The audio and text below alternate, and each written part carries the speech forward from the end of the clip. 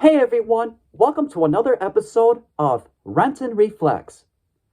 The original Hocus Pocus film from 1993 might not rank high among my personal favorites, but I do find it to be a delightful Halloween treat that can be enjoyed over and over.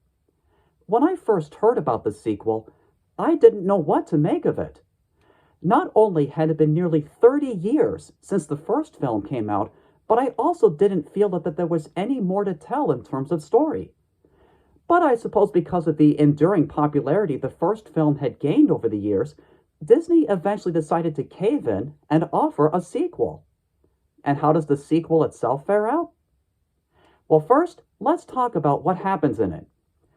Taking place in present-day Salem, Massachusetts, two teenage girls named Becca and Izzy celebrate Becca's birthday and Halloween at the same time with a small ritual taking place in the deep, dark woods. What they don't realize is that the candle that they use for the ritual is a black flame candle. Any virgin who lights it would bring the wicked Sanderson sisters back to life. Because of an incident back in 1653 that resulted in the Sanderson sisters being banished from Salem, they decide to seek revenge against Salem by concocting a spell known as Magicae Maxima, which would allow them to become all-powerful. But they must first collect certain ingredients to make it work. Becca and Izzy, along with their good friend Cassie, must try to outwit the Sanderson sisters and stop the spell before it's too late. There isn't much that I can really say about the sequel other than I found it to be rather decent.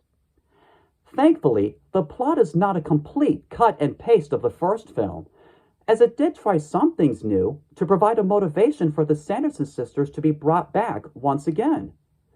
Most of the ideas do work, and some of the charisma and chemistry from the first film are rather evident here.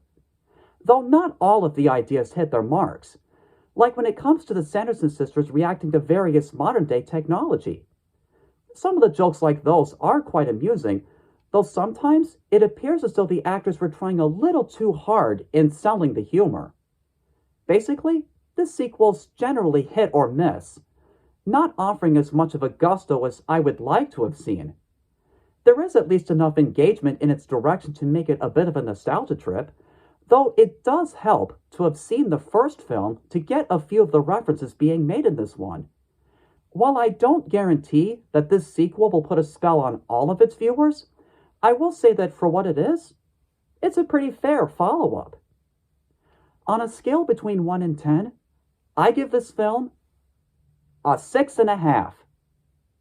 Thus concludes my review. Thanks for watching and have yourself a happy Halloween.